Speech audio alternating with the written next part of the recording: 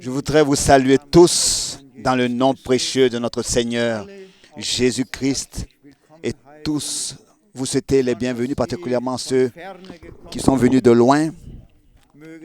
Que le Seigneur puisse bénir tous et être avec tous ceux qui sont connectés.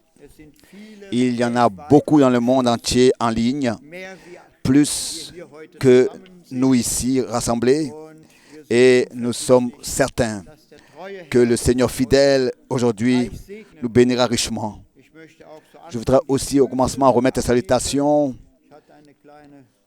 J'ai entrepris un petit voyage missionnaire en Amérique du Sud, au Brésil, et le Seigneur a vraiment accordé sa grâce et les cœurs et l'intelligence pour les Écritures.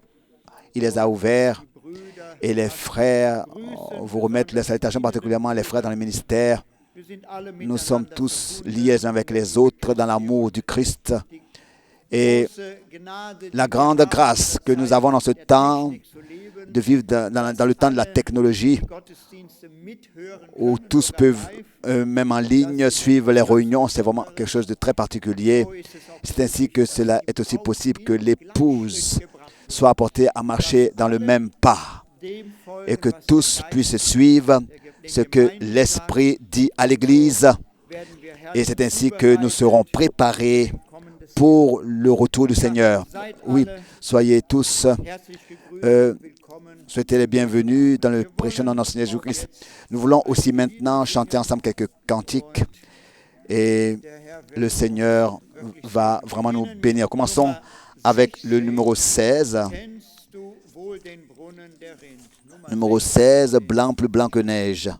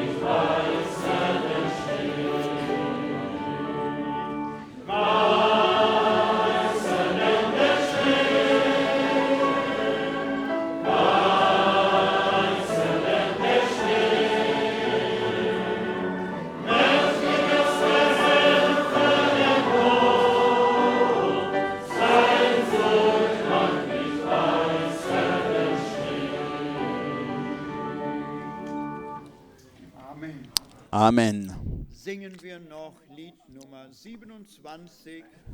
Chantons encore le cantique 27. Le numéro 27.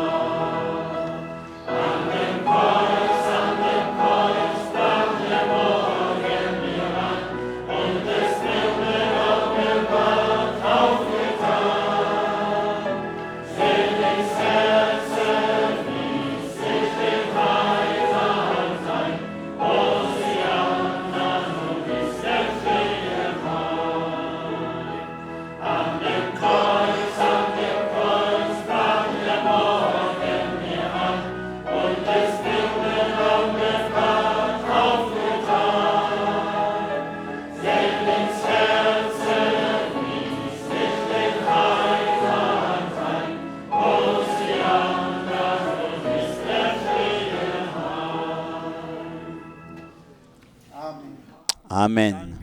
Merci. Oui, la grâce de Dieu, l'œuvre accomplie de la rédemption à Golgotha, bien mes frères et sœurs, nous ne pouvons jamais assez remercier le Seigneur pour cela et louer le Seigneur. Et toujours de nouveau nous rappeler de ce que le Seigneur a fait de grand en nous. Par sa grâce, nous pouvons aujourd'hui être ici rassemblés sous l'écoute de sa sainte parole. Et nous sommes certains que le Seigneur, encore aujourd'hui, parlera à nos cœurs. Je voudrais, comme introduction, avant que le frère Albert Ford prie, lire une parole. Elle a été très souvent lue dans 2 Thessaloniciens, chapitre 2. Dans 2 Thessaloniciens, le chapitre 2, il s'agit ici du retour du Christ.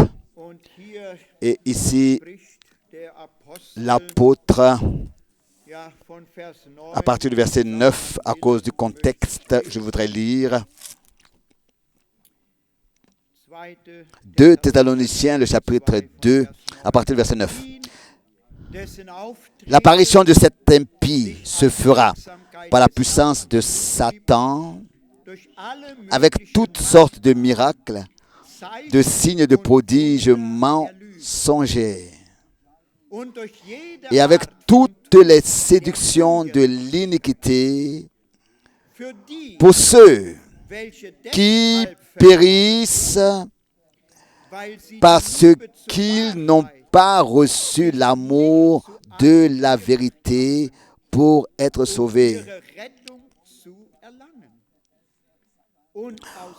Aussi Dieu leur envoie-t-il une puissance d'égarement pour qu'ils croient au mensonge, afin que tous ceux qui n'ont pas cru à la vérité,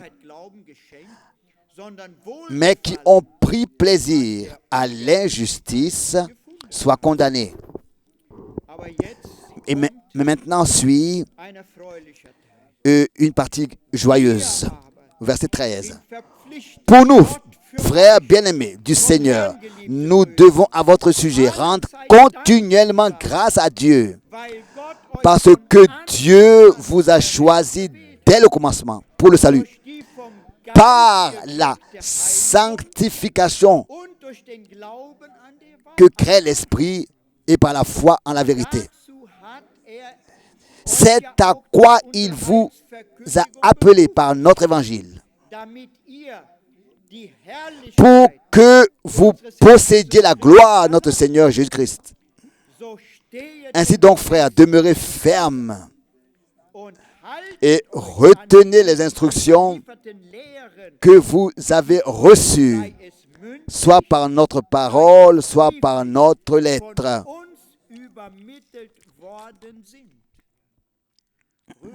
Bien, frères et sœurs, quelle certitude! Ce que les hommes de Dieu ont reçu du Seigneur, ils l'ont prêché et ils l'ont transmis aux autres. Et Paul était certain. Il pouvait dire que si quelqu'un vient vous dire autre chose, ou bien enseigner autre chose, que ce que je vous ai enseigné, qu'il soit maudit, car il avait reçu le Seigneur par révélation. C'est ainsi que nous avons ce témoignage de la vérité ici dans les Saintes Écritures. Et c'est pour cette raison que c'est si important. Il dit parce qu'ils n'ont pas reçu l'amour de la vérité. Bien, frères et sœurs, la parole doit devenir un avec nous. Nous devons devenir un avec la parole. Elle doit devenir une partie de nous, être ancrée en nous, être écrite en nous, dans le plus profond de notre cœur. Et nous devons veiller sur cette parole que nous avons reçue de notre cœur pour que personne ne nous la dérobe. Quand nous savons que l'adversaire, n'est-ce pas, comme un lion rugissant, rôde, et pour chercher qui pourra engloutir, il commence en essayant de dérober la parole qui a été semée dans le cœur. Si elle n'est pas plantée profondément dans le cœur et qu'elle a produit des racines, il pourra nous la dérober et elle ne produira pas de fruits. C'est peut-être raison que c'est important que nos cœurs soient vraiment fermes et que l'adversaire ne vienne pas comme un oiseau, comme c'est écrit dans Matthieu 13, pour dérober cette parole. Que le Seigneur puisse nous richement nous bénir ce soir. Nous nous levons pour la prière.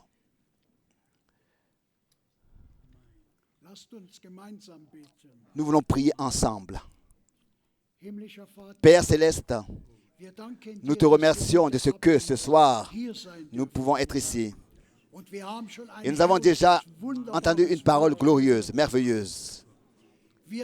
Nous te remercions de ce que tu nous as fait grâce, de recevoir l'amour pour la vérité. C'est toi qui l'as ancré dans notre cœur. Et nous avons écouté la vérité. Et la vérité nous a rendus libres de tous les mensonges. Et nous te remercions ce soir. Et nous te demandons ensemble, viens parmi nous, comme tu l'as promis. Ô Seigneur, agis par ton Saint-Esprit, par ta parole, et bénis tous, âgés et jeunes. Seigneur, tu sais ce dont nous avons besoin ce soir. Nous avons besoin que tu puisses nous vivifier nouvellement. Oui, toute l'Église, oui, tout ton peuple, dans le monde entier. Seigneur, que tu puisses recevoir ce qui te revient de plein droit. Ce soir, conduis aussi notre frère par ton Saint-Esprit à dire ce que tu veux dire. Et accorde-nous la grâce et des cœurs qui sont ouverts pour écouter, pour croire et pour te faire confiance ce soir. Seigneur, nous croyons que tu le feras ce soir et que tu feras toutes choses bien ce soir. Nous te remettons cette réunion. Oh, couvre-nous tous par ton sang. Pardonne tout ce qui te tient devant toi et empêche que tu puisses agir. Seigneur, agis puissamment parmi ton peuple ce soir. Et nous te le demandons dans ton précieux nom, dans le nom de Jésus. Amen.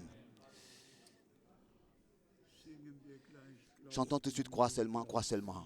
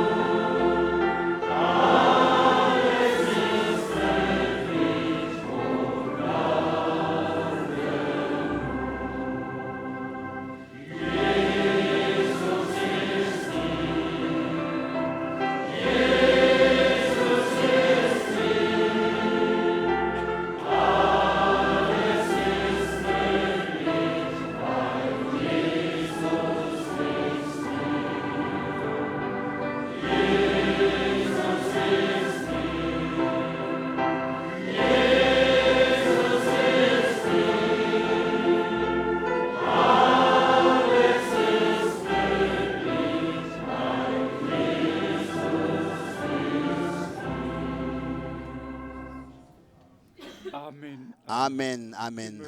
Vous pouvez vous asseoir. Moi aussi, je voudrais vous saluer tous fraternellement dans le nom précieux et saint de notre Seigneur, bien-aimé Jésus-Christ, notre Seigneur et Sauveur, Rédempteur. Nous sommes aujourd'hui ici, du nord au sud et du sud de la Finlande, de la Suède, oui, jusqu'en Roumanie, de l'Irlande, de toute l'Europe, de la Suisse, de l'Autriche, de partout. Bien, frères et sœurs, nous sommes reconnaissants de ce que nous pouvons ainsi nous rassembler pour écouter la sainte et précieuse parole dans sa forme originale. Pas d'interprétation, pas d'explication, mais telle que la parole fraîche du trône de Dieu avait été révélée aux prophètes et donnée aux prophètes et aux apôtres par l'inspiration du Saint-Esprit, comme c'est écrit, des saints hommes poussés par le Saint-Esprit, poussés par l'Esprit de Dieu. Ils ont parlé de la part de Dieu, poussés par l'Esprit de Dieu. C'est ainsi que nous sommes reconnaissants de ce que Dieu ait conduit les choses ainsi et que nous avons la grâce de croire comme le dit les Écritures. Rapidement et très rapidement, vraiment, seulement les salutations remises, oui, du monde entier. Mais aujourd'hui, nous avons parmi nous des frères qui sont là pour la première fois du Mali. Et oui, d'où encore, levez-vous s'il vous plaît, qui est là aujourd'hui pour la première fois? Nous avons un diplomate ici. Aujourd'hui, nous avons plusieurs personnes ici. Que Dieu vous bénisse, que Dieu vous bénisse, que Dieu vous bénisse, que Dieu bénisse. Oui, que le Seigneur bénisse tous. Même un jeune homme qui, dans un entretien vendredi, disait « Je suis catholique ». Mais nous donnons à Dieu, le Dieu Tout-Puissant, la foi. Le Seigneur peut transformer tous. Il y a un frère de l'islam et nous pourrons rendre des témoignages. Il y a tout à l'heure, le frère Mike a rendu témoignage de ce que Dieu fait dans le golfe du Perse, à Dubaï, à Abu Dhabi, au Pakistan. Et imaginez-vous l'homme du gouvernement qui, lors de la dernière fois, nous avait souhaité la bienvenue, appartenait aux 19 qui s'étaient laissés baptiser au nom du Seigneur Jésus-Christ. Dieu conduit d'une manière merveilleuse, pas de nom et de rang mais tous nous pouvons nous soumettre sous la main puissante de Dieu et lui donner raison à lui. Et nous devons dire toujours aux hommes, Dieu a un dessein du salut. Et c'est selon ce dessein du salut qu'il accomplit tout. Et c'est ainsi que, par la grâce de Dieu, nous avons le privilège d'avoir part à cette œuvre. Encore une bonne nouvelle que notre frère Michael a amené. Un homme des États-Unis, une personne des États-Unis qui n'est-ce pas, travaille dans un programme de concert de pétrole en Perse. Chez lui, ce n'est pas seulement l'huile, le pétrole qui coule, mais l'argent coule aussi chez lui. Mais il a été saisi par la parole. Et il a dit, je suis prêt à financer une station de télévision pour que ici, la parole et partout dans la région soit propagée. Bien-aimés frères et sœurs, Dieu prend vraiment soin de ce que de tous les peuples, les langues et les nations, le dernier message soit entendu de tous et qu'il soit appelé à sortir. Il y en a qui se plaignent de ce que on ne fait pas assez attention aux mails qu'ils écrivent. Mais il y a le frère Schmidt, s'il te plaît, ici, il y a un mail en russe. Regarde, s'il te plaît. Et aussi encore un mail en russe. Regarde, s'il te plaît. Et ici, notre bien-aimé frère Hans-Peter Scherer de la Suisse nous envoie les salutations. Et un frère Markios Lucios nous envoie les salutations. Et un frère de Goma nous envoie des salutations. Un frère de Bagalouva nous remet des salutations. Un frère de Pretoria et les autres frères ici. Un frère Victor nous envoie des salutations. Un frère Odolo nous envoie des salutations. Et un frère Gracian d'Israël nous envoie des salutations. Et ensuite, le frère Norman nous envoie des salutations. Et ensuite, notre frère Bruce Kloot de l'université de Kapstadt nous envoie des salutations. Et Sébastien nous envoie des salutations. Et oui, nous avons ici Emilio qui nous envoie des salutations. Et un frère Numbu Gayou nous envoie des salutations. Et aussi un frère, oui, c'est le même. Et encore notre frère Ilonga de l'Amérique du Nord.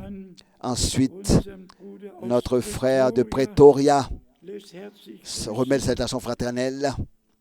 Et le frère de Denver salue fraternellement. Et le frère Donati nous salue fraternellement. Le frère Gerlando salue fraternellement. Le frère Yapi salue fraternellement. Et le frère Lupondo salue fraternellement. Et encore le frère Léonard. Le frère Paul Nyagi. Le frère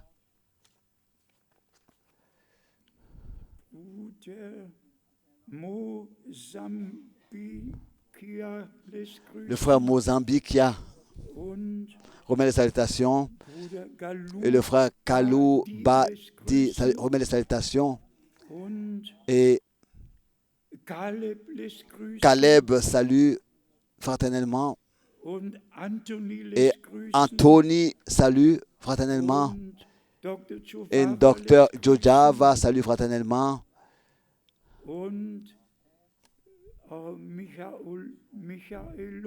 Michailov salue fraternellement de la Bulgarie et le frère Federico salue fraternellement et le frère John de Bucarest salue fraternellement. Le frère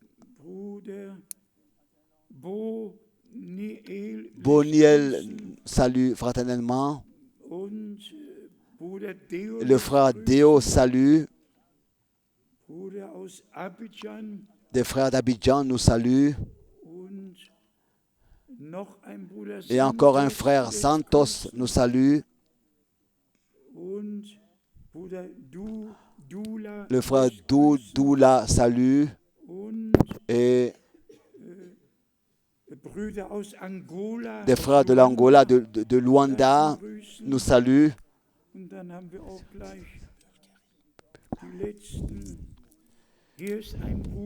Ici, il y a un frère qui salue toute l'Église. Et j'essaie encore de voir son nom. Magnosa José, salut fraternellement.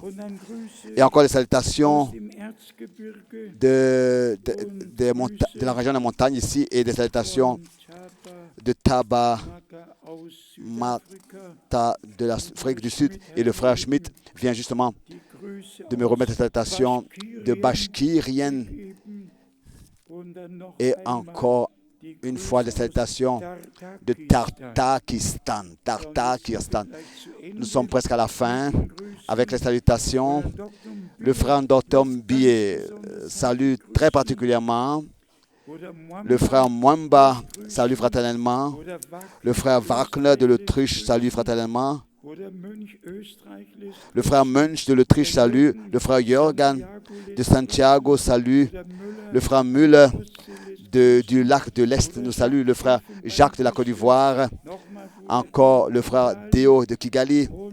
Et Lotika de l'Australie salue. Le frère Lam salue des montagnes.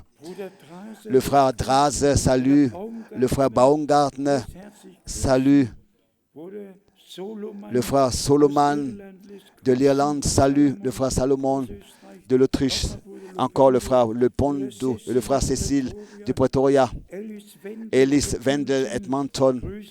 Nous saluons avec 1 Jean 2, verset 16, verset 17. Le frère Trapane, le frère Badi d'Abidjan et le frère Thyssen de Berlin. Et encore une fois, le frère Ngonga et encore le frère Mbié et le frère Nyagi. Remercions le Seigneur pour nos frères qui aussi sur toute la terre sont éparpillés pour porter la parole, prêcher la parole. Et nous sommes ici pour distribuer la nourriture divine. Le Seigneur lui-même a dit, et le psalmiste l'a confirmé, il disait, l'homme ne vivra pas de pain seulement, mais de toute parole qui sort de la bouche de Dieu. Dans Deutéronome, et le psalmiste dit, tu me prépares une table devant mes adversaires. Dieu nous prépare une table toujours bien garnie et nous pouvons nous nourrir des biens précieux de la maison de notre Dieu. Aussi, nous n'avons pas pouvoir entrer dans la politique, et je veux dire dans ce qui se passe aussi actuellement sur terre. Pardon, tout est en mouvement, en remuement, et le monde, comme jamais auparavant, est mouvementé, est arrivé à un point où il n'y a pas de solution. Ici, nous avons un mail sur la présidence de Trump.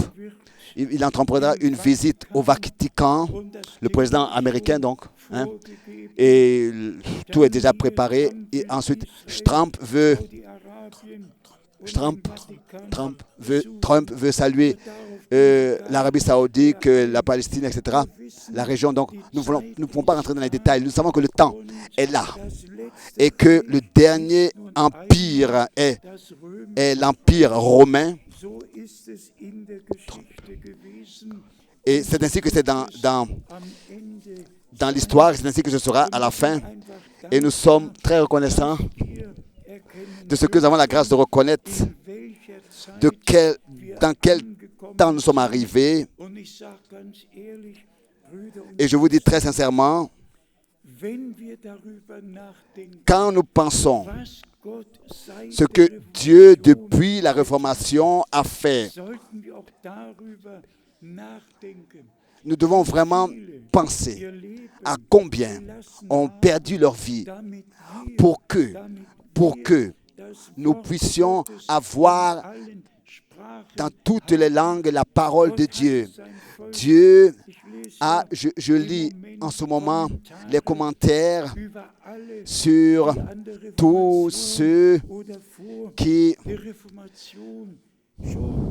déjà pendant la Réformation ou bien avant la Réformation ont exécuté leur mandat, leur appel, mais il y a quelque chose qui m'a ébranlé comme jamais auparavant. Et ça, je vais aussi vous le dire tout de suite au commencement, vous le lire, pour que vous puissiez savoir pourquoi est-ce que nous soulignons le sujet sur la divinité et que nous le présentons bibliquement. Nous devons l'éclaircir bibliquement. Vous savez qu'il y a eu différentes disputes avant la Réformation et après la Réformation, mais ici, il s'agit d'un point à chaque mois de l'Église évangélique.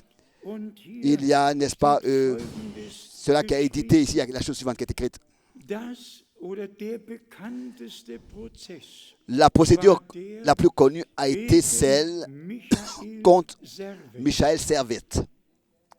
Peut-être que nous lisons 2-3 phrases. C'était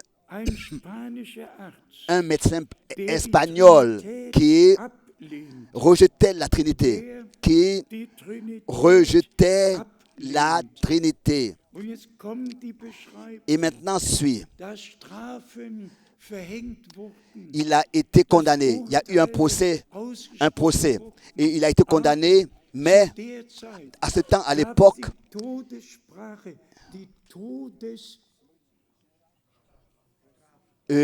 la condamnation de mort existait pour tous ceux qui avaient rejeté la Trinité. Ici, c'est écrit, ce sont les 3 piliers, Père, Fils et Saint-Esprit. C'est ce qu'ils disent, les piliers de l'Église chrétienne, des églises chrétiennes. Et ensuite, je vous le lis ici, c'est ce qu'ils disent, l'enseignement de la Trinité, donc l'union de 3 dieux, Père, Fils et Saint-Esprit.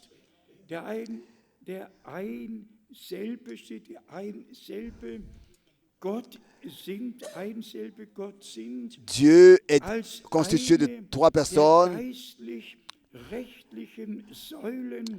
et le pilier,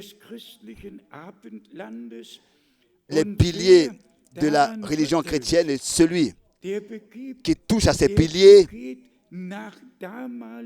selon l'opinion de l'époque. Il commet un crime qui doit être condamné à mort à l'époque.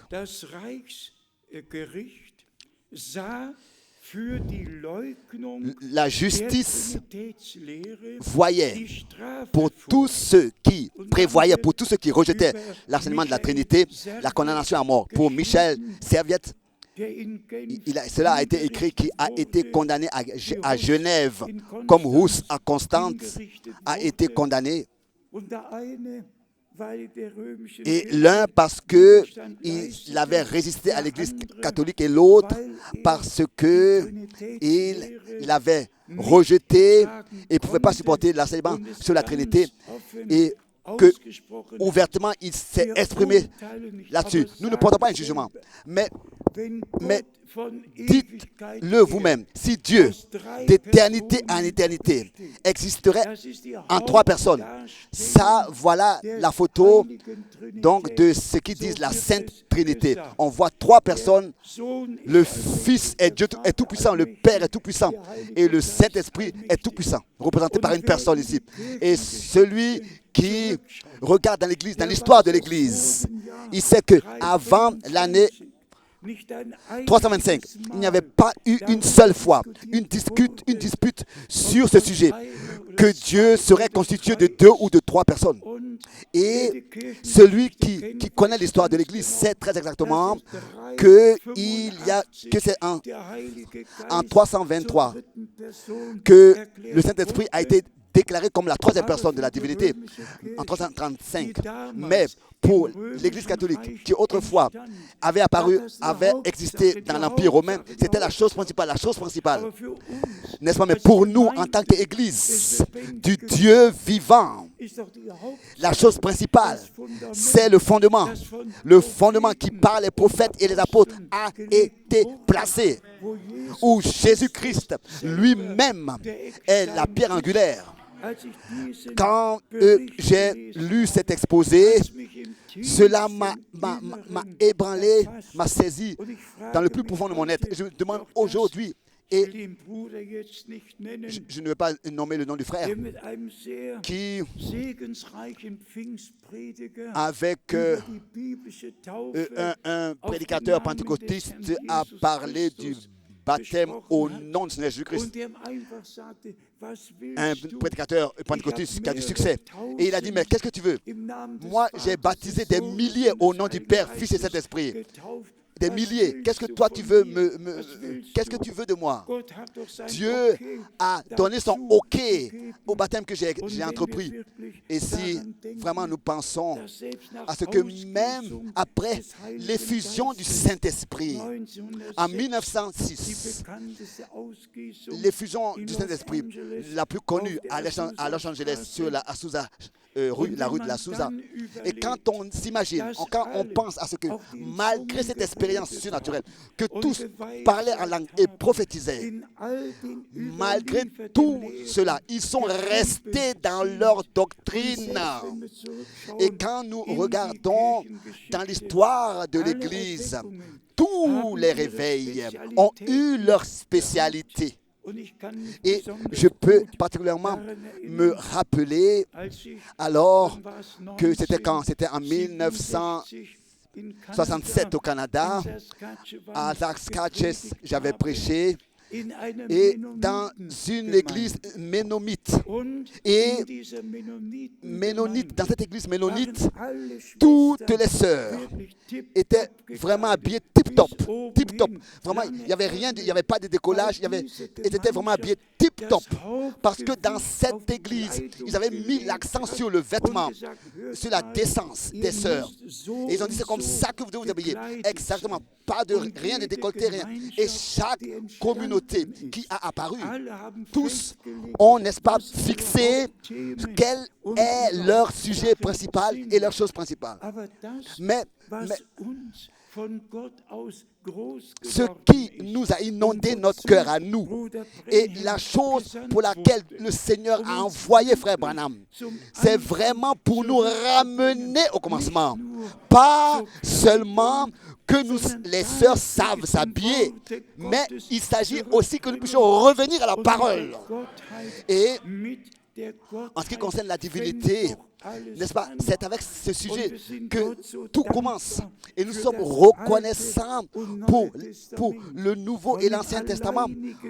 Le seul Dieu, constitué d'une seule personne. Il est écrit plus de 5000 fois dans l'Ancien Testament. Et dans le Nouveau Testament, il est parlé d'un Dieu qui est seul, le seul Dieu. constitué d'une seule personne. C'est ce Dieu seul-là qui, pour notre salut, en tant que Père au ciel et dans son Fils engendré, seul engendré par lui, sur terre, et en nous, par le Saint-Esprit, s'est révélé. Ce ne sont pas trois personnes, mais un seul Dieu qui, lui, personnellement, s'est révélé, s'est manifesté pour que nous puissions, en tant que fils et filles de Dieu, de nouveau être ramenés dans la position prévue pour nous.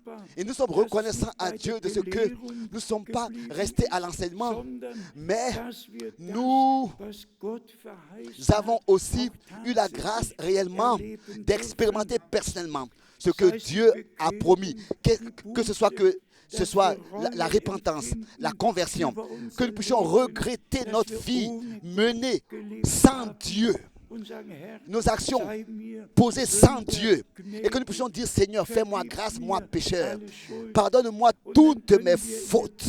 Et nous pouvons regarder dans la Bible et que nous puissions venir vraiment au Seigneur, car il a dit: celui qui vient à lui ne sera pas rejeté, mais peut venir à lui, viendra à lui. Pourquoi est-ce que j'ai mentionné certaines choses?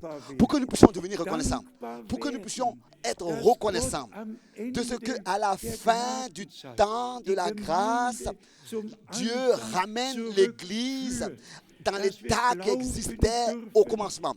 Et qu'en toutes choses, aussi, nous pouvons croire, nous puissions croire, comme dit les Écritures, et recevoir dans tout notre cœur, que les sœurs reçoivent ce qui est dit aux sœurs, que les femmes reçoivent ce qui est dit aux femmes, que les maris, que les hommes reçoivent ce qui est dit aux maris et aux hommes, que chacun puisse avoir un oui intérieur entier pour chaque parole adressée à sa personne, et que nous puissions aussi chacun faire toutes les expériences du salut.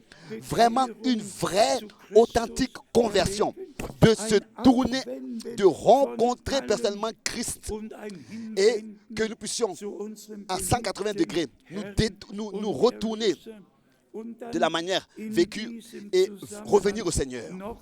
Et encore, cette pensée très importante. La parole est la semence. Et la parole, c'est elle qui est placée, semée dans notre cœur. Et comme le frère Miskis déjà le disait, la semence, n'est-ce pas, n'est pas comme ça semée, comme ça, sur le sol pour les oiseaux puissent venir la prendre. Non, le grain, la semence est implantée profondément dans notre cœur. C'est pour cette raison que Dieu a dit que j'écrirai ma parole sur leur cœur, ou bien dans leur cœur. Dans l'Ancien Testament, la parole était écrite sur des pierres.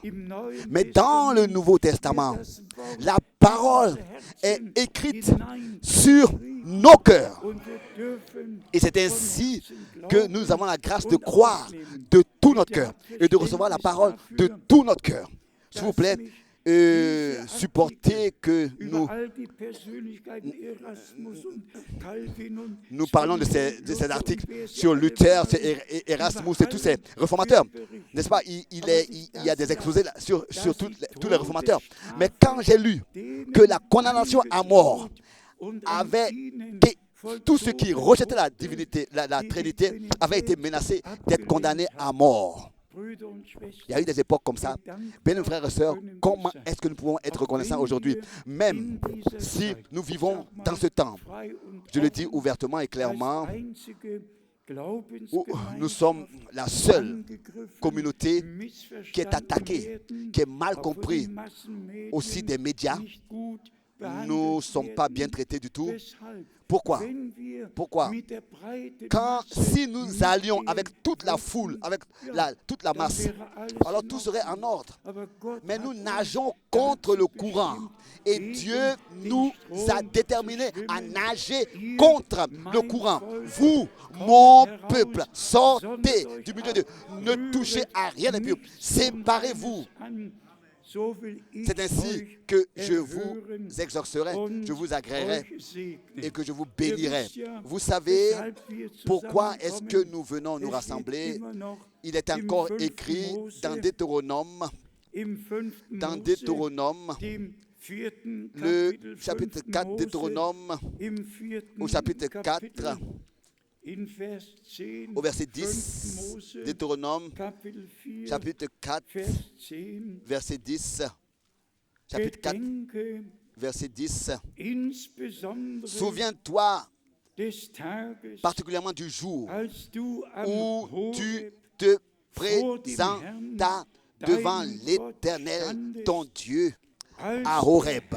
Lorsque l'Éternel me dit, assemble auprès de moi le peuple, je veux leur faire entendre mes paroles, afin qu'ils apprennent à me craindre tout le temps qu'ils vivront sur la terre. La terre, afin qu'ils apprennent à me craindre, afin qu'ils les enseignent à leurs enfants. Rassemble-moi le peuple. Assemble-moi le peuple. Auprès de moi le peuple. Je veux leur faire entendre mes paroles. Et cette pensée m'est venue. L'exhortation dans Hébreu. L'exhortation dans Hébreu m'est venue dans la pensée en lisant cette parole. Dans le chapitre 10, ici, il est parlé des assemblées, des réunions. Et il est écrit ici, dans Hébreu, le chapitre 10, à partir du verset 23, et ensuite, à partir du verset 23.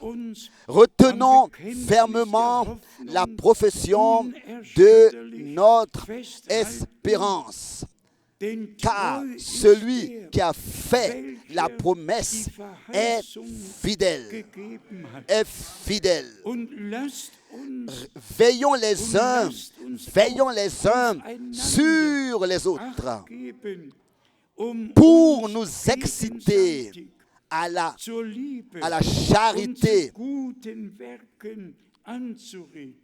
mutuelle et aux bonnes œuvres. Maintenant, suit le verset que je veux souligner. Verset 25. En n'abandonnons pas notre assemblée. Dans chaque assemblée, dans chaque réunion, Dieu nous parle. En n'abandonnons pas nos réunions. Car dans chaque réunion, Dieu parle. Comme c'est la coutume de quelques-uns.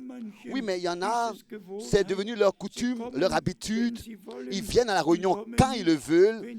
Ils ne viennent pas quand ils ne veulent pas. Ils font ce qu'ils veulent. Mais ici, il est écrit, en n'abandonnons pas nos réunions. En allemand, en ne manquant pas de prendre part à nos réunions.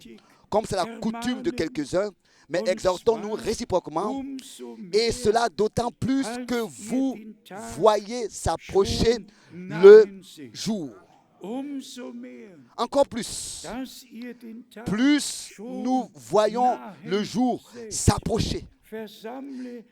Rassemble-moi mon peuple pour qu'il puisse écouter ma parole.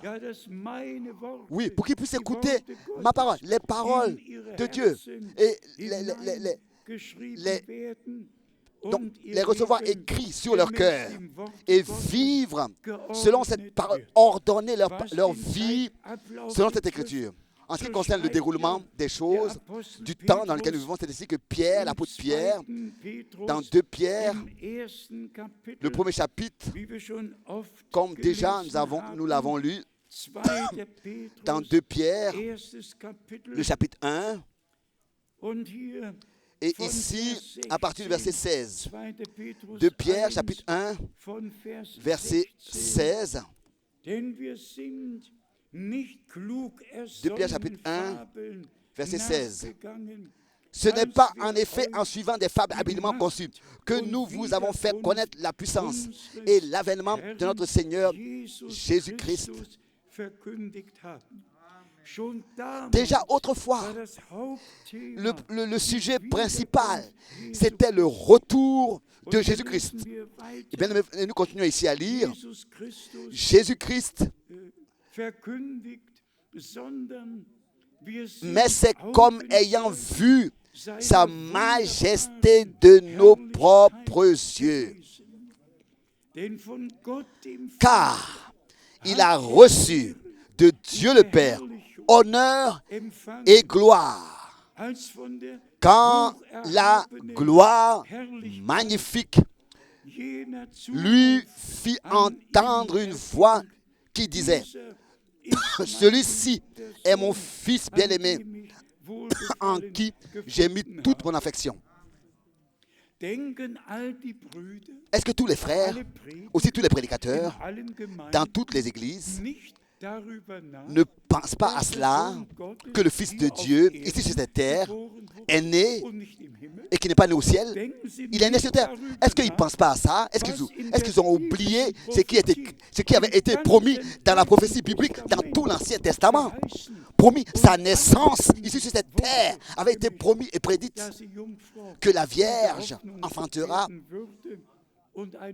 et qu'un fils, et le fils naîtra, et qu'il lui sera donné le nom d'Emmanuel. Ce que nous lisons ici, ce n'est pas accompli au ciel, c'est accompli sur terre. Combien de fois nous devons en cet endroit le dire? Je souhaiterais que je pourrais vous transmettre la douleur que je ressens. Aussi pour tous les frères pentecôtistes, aussi pour tous les évangélistes connus dans le monde. Tous sont restés dans leur vieille direction. On continue à marcher dans leur vieille direction. Et ils ont tamponné frère Branham en tant que faux docteur, parce que lui, il a exposé la vraie divinité de Dieu et prêché le vrai baptême d'eau. À leurs yeux, il était un faux docteur. Mais qui est un faux docteur aux yeux de Dieu? Celui qui enseigne la vérité est envoyé de Dieu. Et c'est ainsi qu'il est écrit, ils seront tous enseignés de Dieu. Je le répète encore une fois, alors que je lisais cela, concernant la condamnation de mort ou bien à mort, concernant qui doit être exécuté à tous ceux qui rejettent la doctrine de la divinité. Bien, frères et sœurs, quelle grâce Dieu nous a faite. Quelle grâce Dieu nous a faite. Répétons cela encore. Durant tous ces différents réveils puissants, et celui qui lit de Graf Zinzendorf, qui a fondé l'église pentecôtiste, il y avait eu des prophéties, il y avait vraiment l'action du Saint-Esprit. L'Esprit de Dieu a vraiment agi. Des hommes sont devenus croyants. Mais maintenant, à la fin du temps de la grâce, Dieu veut ramener tout dans l'état qui existait dans l'église primitive au commencement. Et Dieu l'a fait par sa grâce. Il a envoyé son prophète avec un mandat, n'est-ce pas, pour apporter le message avant le retour de Christ, qui ensuite sera porté dans le monde entier. Et ça, c'est accompli par la grâce de Dieu réellement. Ensuite, il est écrit ici toujours dans 2 Pierre au chapitre 1, au verset 18 maintenant, 2 Pierre, chapitre 1, verset 18. Et nous avons entendu cette voix venant du ciel, lorsque nous étions avec lui sur la sainte montagne. Témoins oculaires et oculaires concernant ce qui s'est passé autrefois. Et maintenant, cet homme de Dieu directement vient à parler du point important et écrit ici au verset 19. Et nous tenons pour d'autant plus certaine la parole prophétique à laquelle vous faites bien de prêter attention. En allemand, et nous possédons. Nous possédons la parole prophétique à laquelle vous faites bien de prêter attention, comme à une lampe qui brille dans un lieu obscur, jusqu'à ce que le jour vienne apparaître, jusqu'à ce que le jour vienne apparaître, et que l'étoile du matin se lève dans vos cœurs. Et ça, c'est vraiment accompli dans notre temps. Pas seulement des vérités à moitié, pas seulement la réformation, mais il s'agit du rétablissement. Plus de réformer maintenant, mais c'est de rétablir, de ramener à Dieu, de ramener à sa parole, de ramener au fondement antique placé par les prophètes et les apôtres. Je ne sais pas si cela vous enthousiasme de voir la grâce que nous avons trouvée devant Dieu. Je crois que j'étais à Zurich où j'ai dit en insistant concernant Michael, dans Micha, Dieu prend plaisir à la grâce, à la miséricorde, à faire grâce, à faire miséricorde. Dieu, on peut encore le lire, il prend plaisir à la grâce, à la miséricorde. Et celui à qui Dieu fait grâce, il lui fait grâce. Et celui à qui il lui fait miséricorde, il lui fait miséricorde. Ici, dans Michée, le chapitre 7, c'est après Jonas. Vous pouvez toujours le relire, ce verset, ce chapitre 7. Micha, chapitre 7, Michée, chapitre 7, verset 18, 19, 20. Quel Dieu est semblable à toi?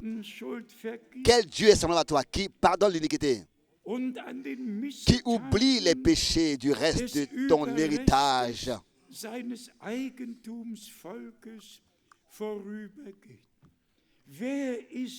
Quel est semblable à toi? Quel Dieu est semblable à toi qui pardonne l'iniquité, qui oublie les péchés du reste de ton héritage, qui a ôté les péchés du reste de ton héritage. Et tous, vous savez où est-ce que cette parole est écrite? Qui a cru à notre message, à notre prédication? Cela n'est pas écrit dans Ésaïe 66 et pas non plus dans Ésaïe 10. Cela est écrit dans Ésaïe 53. Justement dans le chapitre où le salut de Dieu en Christ Jésus jusqu'à la croix est décrit dans tous ses détails. Un homme de douleur qui s'est chargé de tout sur lui, toutes nos maladies. Il s'est chargé de nos souffrances, frappé de nos maladies, méprisé, et tout ce qui a été fait de lui. Dans Ésaïe 53, le chapitre commence comme ça. Qui a cru à notre prédication? Pas à n'importe quelle prédication, mais justement à la prédication concernant ce que notre Rédempteur sur le chemin à Golgotha a subi comme souffrance et sur la croix à Golgotha a vécu. Alors qu'il a porté toute notre malédiction, notre condamnation, notre opprobre. Il ressemblait même plus à un être humain. Et sur la croix à Golgotha, il s'est écrié: tout est accompli. C'est en cela que personne n'a le droit de s'en détourner et de le mépriser, car ça a été le plus grand jour dans l'histoire de toute l'humanité, quand notre Dieu, en Jésus-Christ, notre Seigneur et Rédempteur, a apporté le sacrifice et le sang de la nouvelle alliance a coulé, et l'alliance a été faite avec nous, et tous nos péchés et nos fautes ont été pardonnés. C'est pour cette raison que ce n'est pas seulement un message, mais c'est le message divin de la pleine rédemption, du plein pardon et de la pleine réconciliation avec Dieu. Et ensuite, il est écrit ici, dans le même verset, dans Michée, chapitre 7, verset 18, à la fin du verset 18, il ne garde pas sa colère à toujours. Il ne garde pas sa colère à toujours, éternellement. Car il prend plaisir à la miséricorde. Déjà dans l'Ancien Testament, il prend plaisir à la miséricorde. Aujourd'hui, je l'ai dit rapidement, je ne peux pas bien m'imaginer comment est-ce que notre Seigneur, qui est amour, aurait pu dire à ceux qui seront à sa droite, à sa gauche, pardon, éloignez-vous de moi, éloignez-vous de moi. On ne peut pas s'imaginer. Mais ils ne voulaient pas venir à lui. Ils l'ont rejeté. Et si on le rejette, qu'est-ce qui nous reste? Qu'est-ce qui reste au Seigneur de faire? Si maintenant nous venons à lui, alors nous serons aussi à lui, auprès de lui quand il reviendra. Nous irons aussi à lui quand il reviendra. Si nous venons à lui maintenant, nous irons à lui quand il reviendra. Mais que tous ceux qui maintenant n'ont vraiment pas entièrement consacré leur vie au Seigneur, jeunes et âgés, il n'y a pas un chemin qui peut se détourner de ça. Jésus-Christ est la porte, il est le chemin, il est la vérité, il est la vie. Il n'y a pas d'autre chemin en dehors de lui pour venir au Père. Venez à lui, consacrez-lui votre vie et demandez-lui de vous pardonner. Et il prend plaisir à le faire. Il pardonne les iniquités. Ensuite, versets 19 et 20, après cette expression merveilleuse de la fin du verset 18, que Dieu prend plaisir à la miséricorde, il écrit sur verset 19, il aura encore compassion de nous. Il mettra sous ses pieds nos iniquités. Tu jetteras au fond de la mer tous leurs péchés. Bien-aimés frères et sœurs, ça c'est vraiment accompli. Et nous pouvons chanter. J'ai été délivré de mes péchés et je suis entré dans la joie.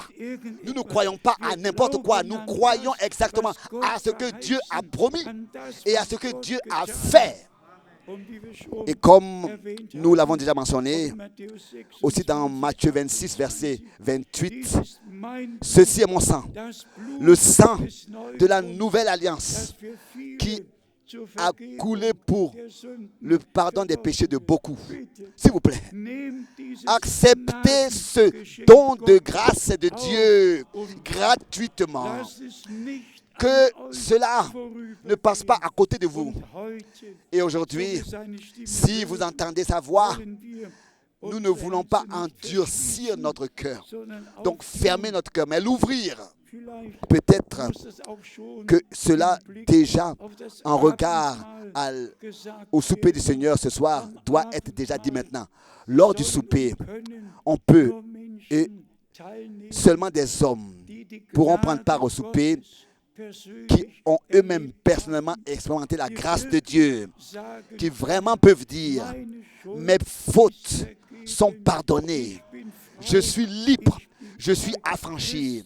Christ m'a accordé la vie, m'a donné sa vie, je suis affranchi. » Car dans le souper, nous témoignons, n'est-ce pas, ce qui a été accompli pour nous sur la croix à Golgotha. Et nous témoignons que nous l'avons reçu, nous avons accepté cette œuvre accomplie et que personnellement, nous avons été inclus dans cette œuvre accomplie de la rédemption. Et c'est ainsi que nous appartenons à l'Église de la Nouvelle Alliance par la grâce de Dieu. Encore le dernier verset ici dans Michée 7. Le verset 20 maintenant. Tu témoigneras de la fidélité à Jacob, de la bonté à Abraham, comme tu l'as juré à nos pères au jour d'autrefois. Au jour d'autrefois. Dieu en toi, en moi, témoignera fidélité, fera grâce. Nous vivons encore dans le temps de la grâce. Il nous fera encore compassion. C'est encore le jour du salut, le jour favorable. Et aujourd'hui, nous allons nous laisser recevoir de Dieu ce don de la grâce. Dans toutes les assemblées, les églises qui vivent encore dans l'éparpillement et qui n'ont pas encore reconnu la raison pour laquelle Dieu a envoyé son serviteur le prophète dans notre génération, c'est-à-dire pour nous ramener à lui, au commencement, à sa parole, vraiment au commencement. Acceptons ça, recevons cela de la main du Dieu Tout-Puissant. Pas seulement parler du message, parler d'un message, du message, mais de lui prêter l'oreille, à prêter l'oreille à celui qui nous parle par sa parole et avec nous, pour que nous puissions de tout notre cœur recevoir sa parole et la croire et expérimenter personnellement ce qu'il nous a promis. Quand nous pensons à Romains, le premier chapitre, et nous allons venir à encore ce qui va se passer ce soir, c'est-à-dire le souper du Seigneur. Bien-aimés frères et sœurs, Dieu nous a vraiment donné cette grâce de croire, fait cette grâce de croire et de croire de tout notre cœur, de croire ce qui est écrit dans la parole. Ici dans Romains, le premier chapitre, au verset 5, nous lisons: par qui nous avons reçu la grâce et l'apostolat pour amener en son nom à l'obéissance de la foi tous les païens. Pas seulement de prêcher, mais d'exhorter, d'avertir, de faire suivre à la foi, à notre foi, l'obéissance. Car la désobéissance est comme le crime de la sorcellerie. Donc, nous devons ajouter à notre foi l'obéissance à la parole de Dieu que nous croyons. Que Dieu puisse vraiment, de tout notre cœur, nous faire grâce et nous accorder cette foi qui est ancrée dans la parole de Dieu, la foi qui est selon les Écritures, dont le Seigneur a dit lui-même: celui qui croit en moi, comme le dit les Écritures, de ce corps couleront des eaux de vie. Et je m'attends à ce que et je crois pas qu'il y aurait quelqu'un qui, sous l'écoute de cette véritable prédication, vit et se tient, peut rester dans toutes les doctrines et les interprétations qui ont existé depuis les âges, aussi même après la Réformation, toutes ces choses qui ont été crues et pratiquées. Je crois que Dieu a créé quelque chose de nouveau. Comme il est écrit, tout nouveau. Il fait toutes choses nouvelles. Et seulement si Dieu a pu faire un nouveau commencement avec nous.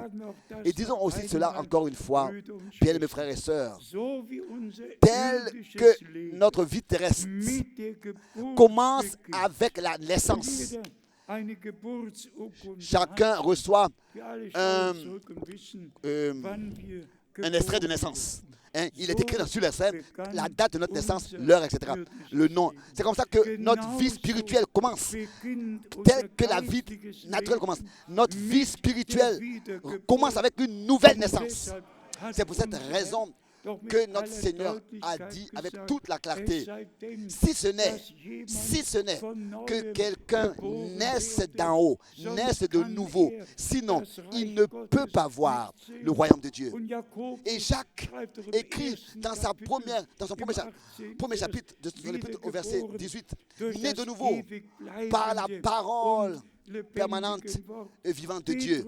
Jacques 1, verset 18. Et Pierre aussi écrit au verset 23 de 1 Pierre, chapitre 1. Né de nouveau par la semence incorruptible de la parole de Dieu, de la semence de Dieu. Pourquoi est-ce que nous mettons de l'importance, de la grande importance sur la parole de Dieu qui est la semence qui est implantée en nous? Seulement si la semence est semée et produit en nous et tombe dans notre cœur, l'Esprit de Dieu a seulement alors la possibilité de venir sur nous à cause de la parole qui a été semée dans notre cœur pour créer sa vie. Et encore, nous avons un verset que nous voulons lire dans 2 Corinthiens, chapitre 3. 2 Corinthiens, au chapitre 3, nous lisons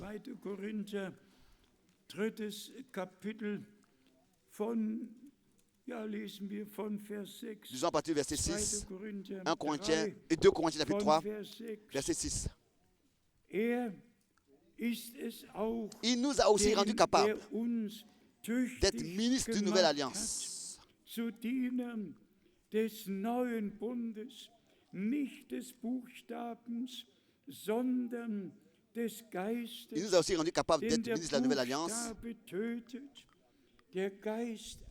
Non de la lettre, mais de l'esprit, car la lettre tue, mais l'esprit vivifie.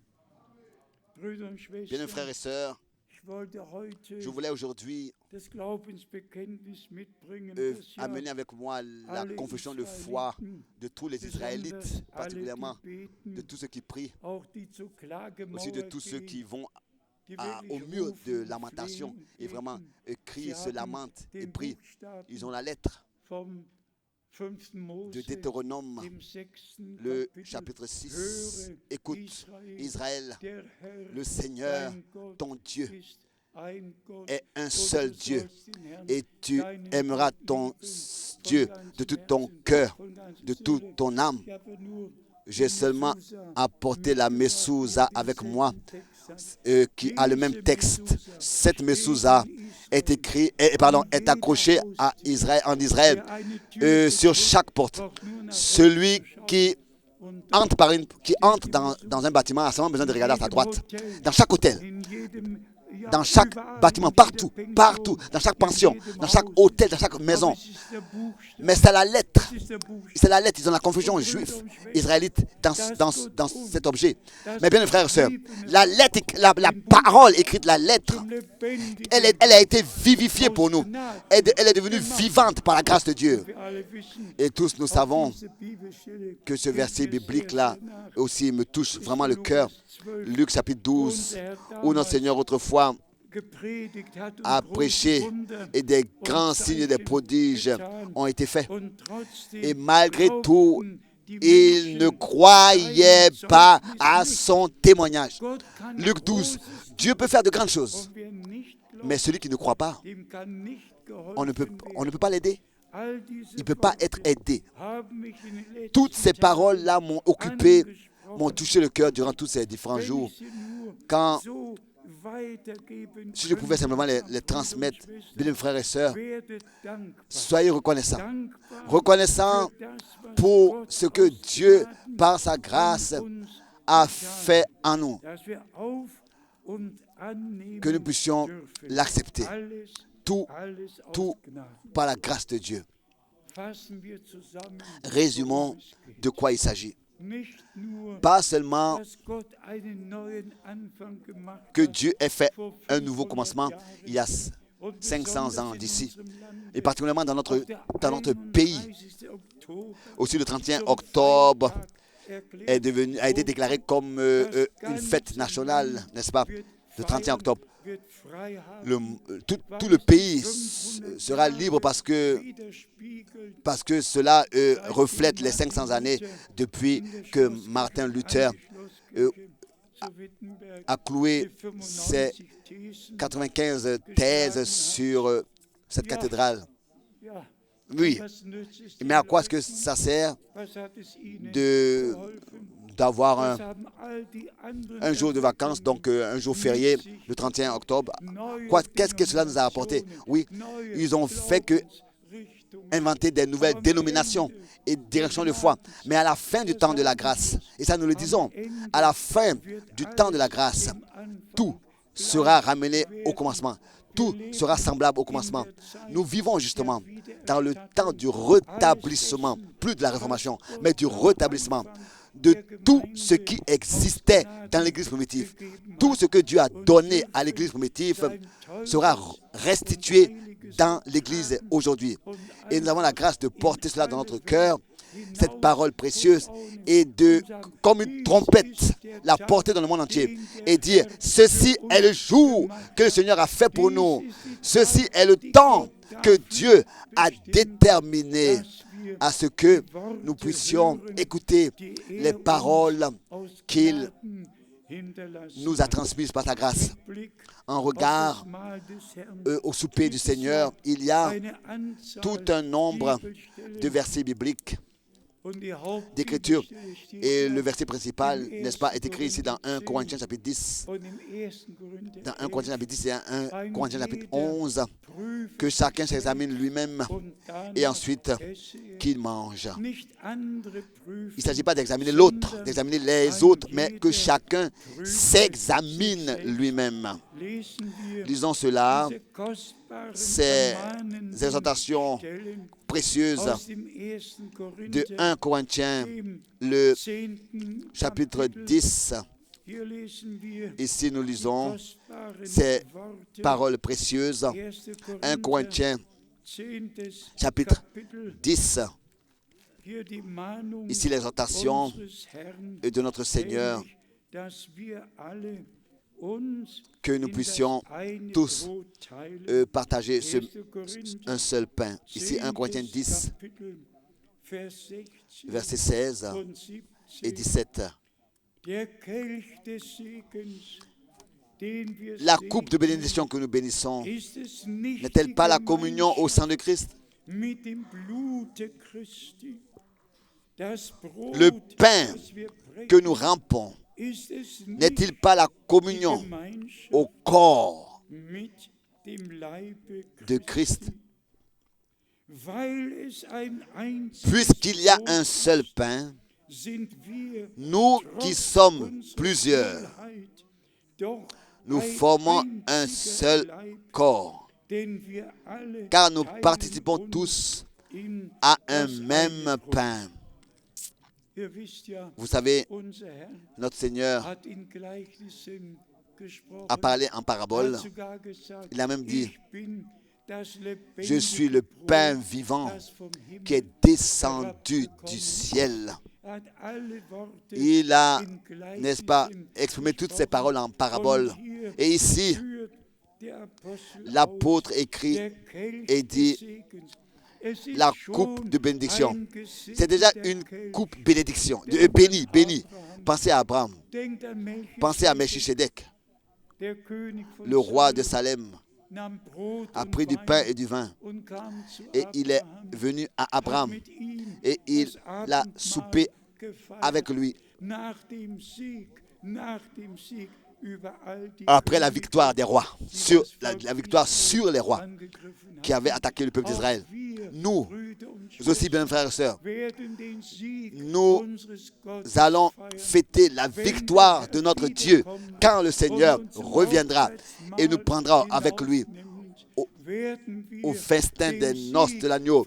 Nous fêterons la victoire de Golgotha en tant que troupeau racheté par le sang, en tant que troupeau bâti du Saint-Esprit, en tant que des gens qui ont été privilégiés à être fils et filles de Dieu.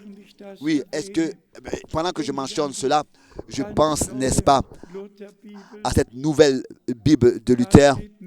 Là, il n'est plus écrit comme il ne sait pas combien de milliers de 1000 versets ont été changés. Il n'est plus écrit ne mettez pas la lumière sous la table, mais sous le seau. Il n'est plus écrit tous les frères tels et tels, mais il est écrit tous les frères et toutes les sœurs. Ils ont vraiment changé la Bible. Ils ont fait une édition comme ils le veulent, là où des versets sont adressés aux frères, ils ont mis les sœurs là-dedans. Qui peut comprendre ça? Où reste le respect devant Dieu?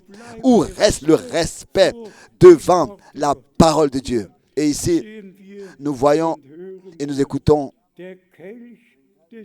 la coupe de bénédiction que nous bénissons.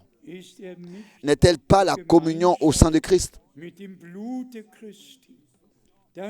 Le pain que nous rampons, n'est-il pas la communion au corps de Christ? Puisqu'il y a un seul pain, pas un Eucharistie, selon le Dieu Soleil, qui ensuite est transformé en corps de Christ. Non. Et encore une fois, non. Mais, comme il est écrit ici, puisqu'il y a un seul pain, nous qui sommes plusieurs, nous formons un seul corps. car nous participons tous à un même pain, tel que cela se passe avec le blé qui est semé, qui est récolté, pardon. Et de ce blé, il devient de la farine et on fait du pain. C'est comme ça qu'avec tous les croyants qui sont, n'est-ce pas, le blé sur terre, nous devons être unis avec Dieu, de manière que personne n'existe pour lui-même. Mais tous, nous formons l'union avec Dieu en Christ, en tant qu'un corps du Seigneur, jusqu'à que nous puissions dire, si un membre souffre, tous les membres souffrent. Et si un membre est honoré, tous les membres sont honorés. Et dans 1 Corinthiens, je réjouis. 1 Corinthiens, le premier chapitre, nous lisons ces paroles merveilleuses. Dans 1 Corinthiens chapitre 11, nous lisons ces paroles que Paul a écrites à partir du verset 23. 1 Corinthiens 11, verset 23. 1 Corinthiens 11, verset 23. 1 Corinthiens 11, verset 23. Car j'ai reçu du Seigneur ce que je vous ai enseigné.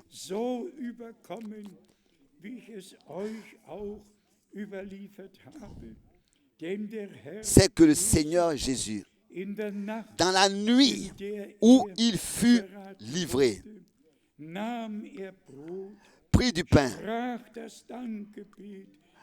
et après avoir rendu grâce, le rompit et dit, ceci est mon corps qui est rompu pour vous. Faites ceci en mémoire de moi. De même, après avoir soupé, il prit la coupe et dit, cette coupe est la nouvelle alliance en mon sang. Faites ceci en mémoire de moi toutes les fois que vous en boirez. Car toutes les fois que vous mangez ce pain et que vous buvez cette coupe, vous annoncez la mort du Seigneur jusqu'à ce qu'il vienne. Ensuite, il est écrit, c'est pourquoi celui qui mangera le pain ou boira la coupe du Seigneur indignement sera coupable envers le corps et le sang du Seigneur.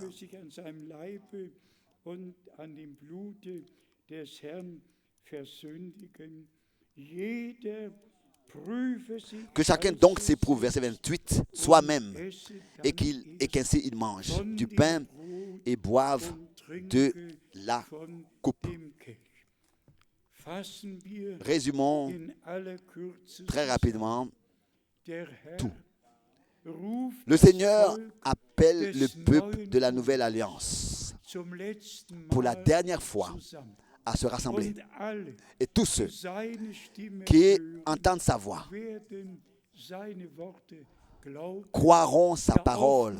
Oui, la recevront et la recevront révélée. Et répétons cela encore à chaque fois. Rassemble-moi, mon peuple, pour que je leur fasse entendre mes paroles. Disons aussi encore cela. Dieu nous a accordé la grâce pas quelque part comme ça dans un réveil ou bien dans le réveil pentecôtiste de rester dans un réveil ou bien dans les réveils pentecôtistes, mais il nous a donné la grâce de revenir au commencement en croyant comme le dit les Écritures et expérimentant ce qu'ils ont expérimenté et baptisés comme ils ont baptisé, et que cela reste vrai pour toujours. Celui qui maintenant a accepté ce que Dieu en Jésus-Christ, notre Seigneur, nous a donné par Golgotha, par le sang précieux, saint, qui a coulé pour nous. Tous, nous savons que la vie est dans le sang.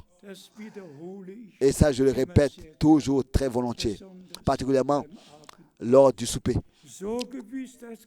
Aussi certain que la vie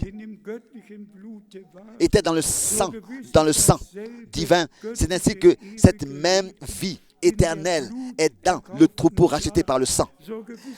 C'est ainsi que dans notre... c'est aussi certain que nos péchés sont pardonnés, que nos péchés sont expiés. La lettre l'acte de condamnation a été effacé. Et c'est ainsi que nous pouvons dire, moi aussi, je suis un pécheur qui a trouvé grâce devant Dieu. Dieu m'a fait grâce parce que il prend plaisir à la miséricorde, pas à la condamnation, pas à condamner, mais à faire miséricorde, à sauver, à faire grâce. Il prend plaisir à faire grâce. Dieu prend plaisir et il prend plaisir à toi et à moi parce que nous avons accepté le pardon qu'il prit plaisir à nous donner. C'est pour cette raison que le Seigneur a dit, il y aura de la joie au ciel pour quand un pécheur se répand. Il y aura de la joie au ciel. Il y a de la joie au ciel. Qu'aujourd'hui, l'Esprit de Dieu, d'une manière particulière, extraordinaire, agisse et que nous puissions tous croire, comme le dit les Écritures, et nous attendre à recevoir ce que Dieu nous a donné et à prendre part à ce qu'il fait maintenant. Nous sommes très reconnaissants à Dieu. Nous lui devons beaucoup de reconnaissance encore aujourd'hui. Et tous ceux qui dans le monde entier écoutent, qu'ils soient tous bénis. Aussi même, la dernière partie ne sera pas, donc notre souper du Seigneur ce soir ne sera pas transmise. Mais partout où ils sont, qu'ils puissent aussi fêter le souper tel que dans la Bible, cela nous a été transmis. Et que tous dans le monde entier soient bénis et aient la compréhension de ce que nous allons arrêter la connexion. Nous aurons pendant ce temps pour nous ici le souper et aussi le lavage des pieds. Que Dieu le Seigneur vous bénisse tous. Donc le repas du Seigneur, qu'il nous bénisse et soit avec nous tous. Amen. Levons-nous pour la prière. Pendant ce temps, les frères vont préparer la table et nous pouvons chanter un cantique ou bien un chœur ensemble. Chantons tel que je suis, ça rien de moi.